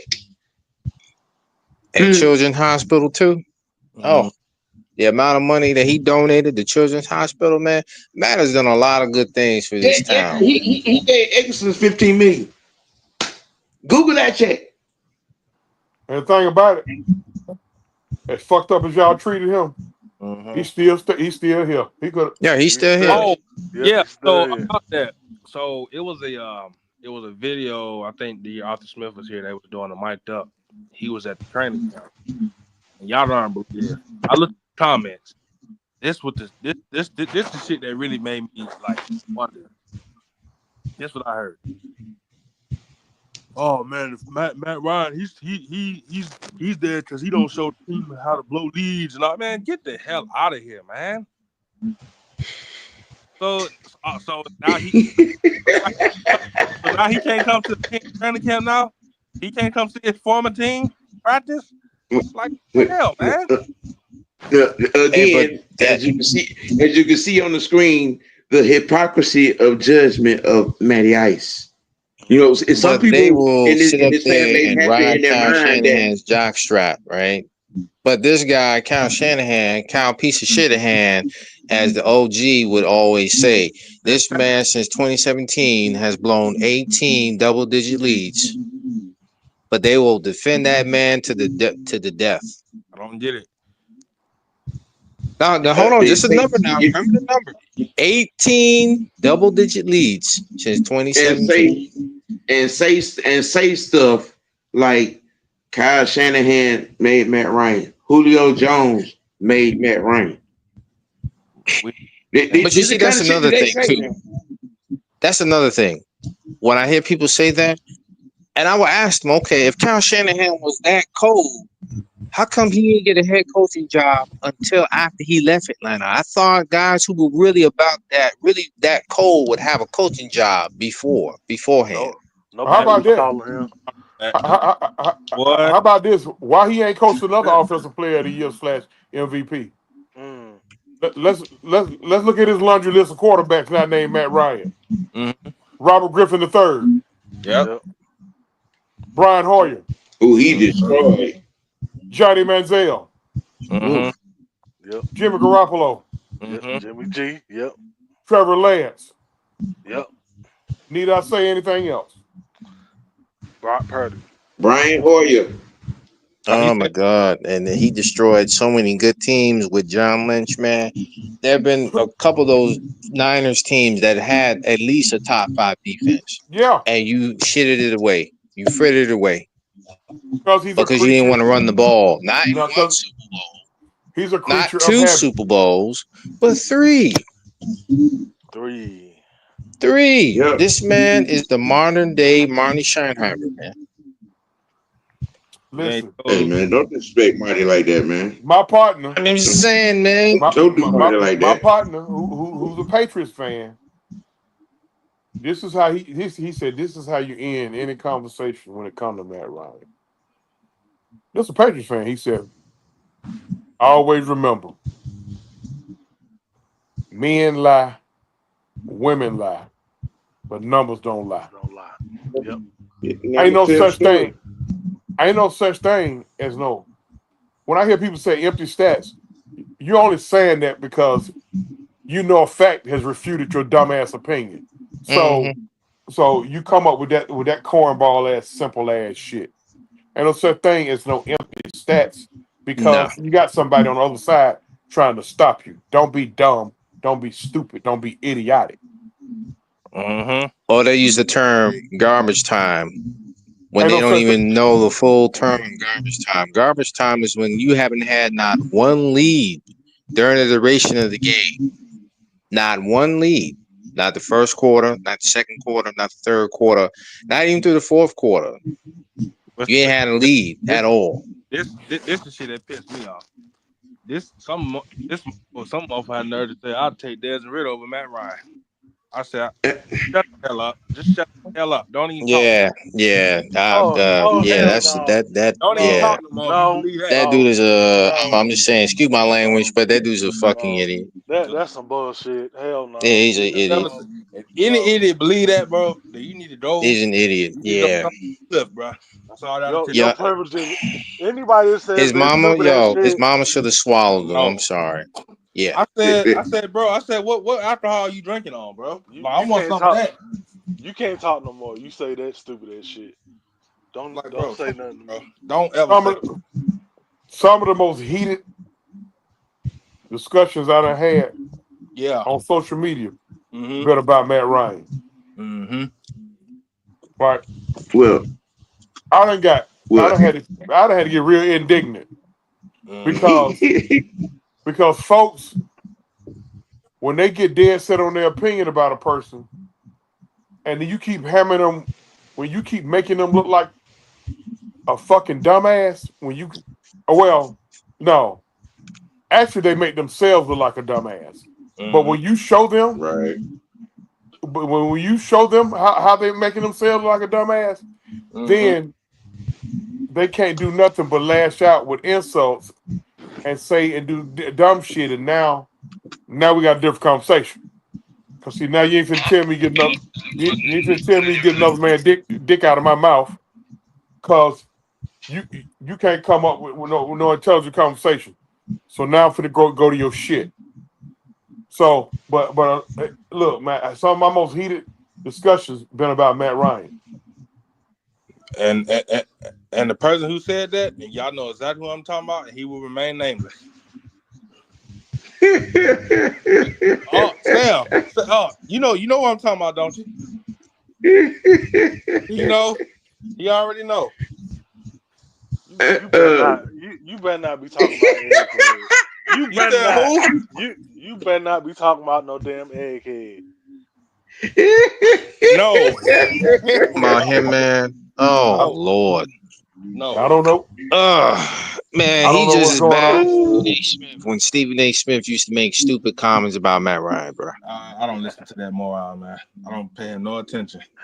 You know what I'm saying? Because I remember Molly Quorum. Here's the thing. I remember when Molly Quorum had called out him and Michael Irvin over the little comments they made. When she said, here's the thing. She said this one thing. When was the last time Matt Ryan had a defense? She ain't no answer. I bet he ain't say nothing, did he? Well, see, the thing about it, I don't worry about folks like that because they get paid to say dumb shit. Exactly. I really don't. But I'm gonna tell you a guy who did give Matt Ryan his props was Shannon Sharp. Yeah, he did. He did. Here's what I want to do right here because I don't think Ant had a chance to give his take on it, but I want to get Ant's take on this right here, and then we're gonna go around and get everybody's final take. They're gonna tell it down. Why was it that Vick didn't have to make anybody better? Because he was the main show, the main attraction. It was all about me. That's all. When it was him, when he was here in Atlanta, it was all about him. He was the showman. Nobody else had the Now, spotlight. given that you said that, which is actually the case, now that being the case, then why was there any remote complaints or saying that? Well, he ain't had no help if he was the show. If he was the main attraction, if he was him, if he was that guy, why did he need anybody? Why was there any concept to say, he ain't had he ain't had no help, which are all lies anyway. But I mean, why last time I checked, he did have a pretty good defense, and he still couldn't do nothing with it. It's just like we were yeah, just talking about a few yep. minutes ago. Matt Ryan did not have a top 10 defense his whole fucking career. Nope. But That's he's supposed to he's supposed to elevate the whole fucking city on top of his back. Oh God, I didn't heard that. I didn't heard it about 15 million times. He went to 2 NFC Championship games. Should have been 3 in his rookie year as well. And the Super Bowl. Mm-hmm. He consistently threw for more than 4,000 yards over a decade and a half. All-time leader in combat wins. Has over 60,000 yards passing. I think he's ninth. I think ninth or 10th on the all-time touchdown passing list. QBR's top 10, pass rate is top 10, completion percentage is like top 15. Mm-hmm. But you just have to sit up and watch on ESPN of them having a conversation about Michael Vick being on the Mount Rushmore of Atlanta sports. But there's not now fucking mention of Matt Ryan. Oh, and Sam, don't forget that he still holds records in that same Super Bowl that people blame him for losing. See, you don't want me to get in that, boy. Because when I said that, everybody was 278 yards, 3 touchdowns. What his QBR was? What was it? 144. I think it was 144, 158. 140. Yeah. Yep. What was he? He was 26 or 33. Yeah. Something to that effect. Something like that. No picks. But it's his fault we lost Super Bowl. According to these But it's his fault we lost Super Bowl. Yeah. Michael Vick not to mention, they said, he should have audible. He should have audible. But everybody knowing Kyle Shanahan's offense, which he learned from not only Gary Kubiak and the like, they've never allowed quarterbacks to audible. That's just not how Shanahan runs that offense. But you know, when we're just talking. Michael Vick went to 1 NFC Championship game and made Brian Dawkins look like he had on a Falcon uniform, but they excused that and blamed that game on everybody else, and then try to tell the Lambeau story, rewrite it. You know, that's the game he quote unquote took over, which was a lie in itself, but he let it make. But you see the differences. One had a Hall of Fame career. One had a fantasy football career. So let me ask y'all this. So I guess since everybody want to blame Matt Ryan, does Matt Ryan play defense too?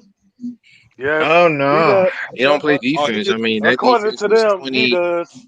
He I he mean, does. is that safety. defense He's a was linebacker. 27 He everything. overall that year. He got to do everything. Uh Hmm. huh. Yeah, yeah. I was told the defense be tired a lot because of all them 3 and outs. Oh yeah, yeah. Oh yeah, yeah, yeah, I heard all yeah. that. They say that, but people Boy, forget. But then when Um, you discuss the 3 turnover per game average with Michael Vick, it get quiet as a church mouse. You can hear rappers We on just tight. oh man, we just gonna sweep that under the rug, Sam. but you know they will say, "Oh, y'all lying, man. Y'all ain't got no facts." That's all they don't say. Look, It's video documented evidence. I compared Michael Vick's first 17 games to Yeah. Desmond Riddle's first 17 games, and their numbers were identical. Mm. Mm, Mm-mm. Now you just hating. See, mm, I Their told you. numbers mm, were identical. mm. Don't you oh, be not Well, to speaking truth like mention, that. Oh, but not to y'all can mention fact check me. Y'all can fact after check me. How dare you?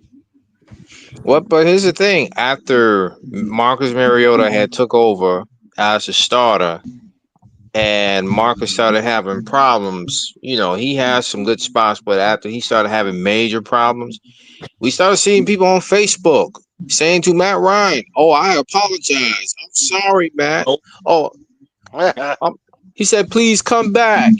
Oh, Baby, yeah, come okay. back. Hey, did y'all also know this though? Matt Ryan outplayed Tom Brady in the Super Bowl. Yeah. Don't get started on that. Am I lying? Oh, no lies. And No lies and there. on that note, we're gonna start our final takes. Good to see. Okay. I'm just no. Mm, Hey, mm, hey, man. because then I have to get into the 3 times that the defense only blitzed in the second half. Oh Um, God. Oh you boy. know, but Oh, man. Oh no, God. That's when I no, mean, yeah, Oh. but I no. mean, you could also bring up the two-point conversions that wasn't done in only 10 years in the No, Super Bowl at that time. let's talk about Devontae Freeman Oh, yeah. whiffing on the block. No, Yeah. no, we can't Well, here's talk another That about was one. a we ain't. touchdown, bro. Well, Yeah. Oh boy. we can't but about here's that. another one that a lot of Falcon fans don't understand about that play. That play was on 3rd and 1. Oh, here's another one. The Mm. Patriots knew that Devontae Freeman was the worst pass blocker on the Falcons team. Oh yeah. They knew that. Oh yeah. Yep. They said themselves that after Tevin Coleman got hurt, Yeah. Yep. they they said They that was knew. their time to strike. Matt Yep. Patricia was like, "Yo, that's our time to strike right Yep. They as now." soon Because as if you Tevin look at Coleman that got play hurt. specifically, Mm-hmm. no, Yep. but here's the thing, and if you look at that play specifically, when you Mm-hmm. have time, go back and look at that play.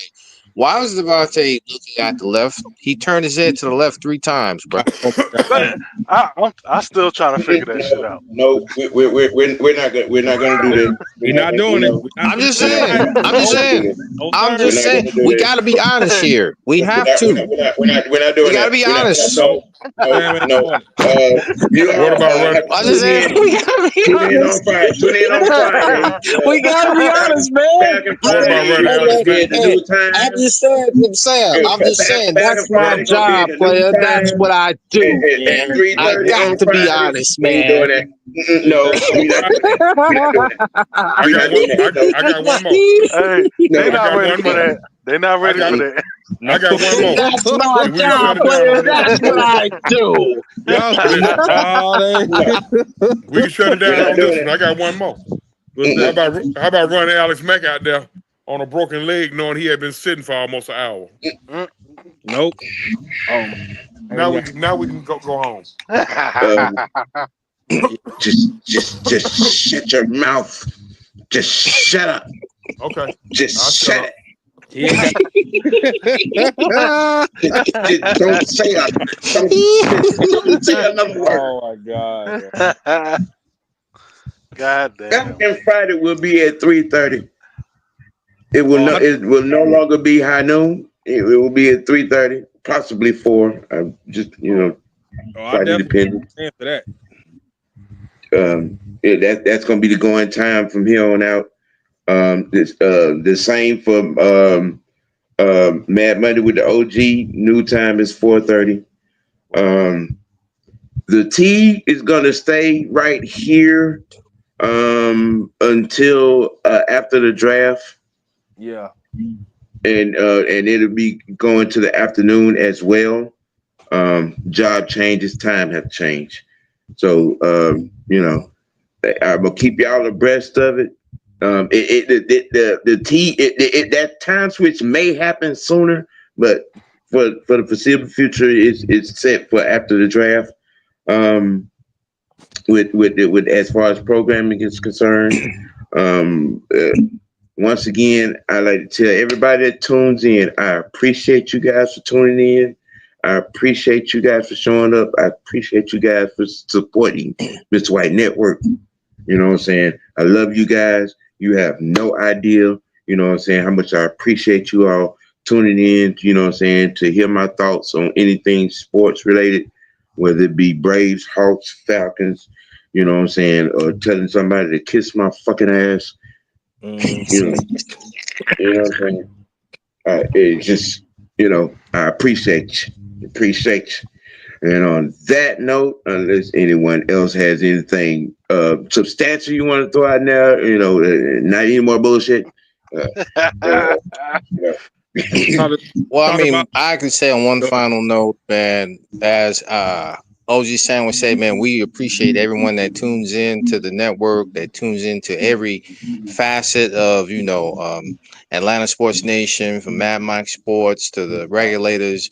We appreciate you. We appreciate every single one of you because you guys keep us going, man.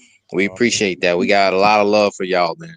Keep your, hey, all we're gonna continue to do is just come with even that you idiots hard that hitting hate truth, us, man.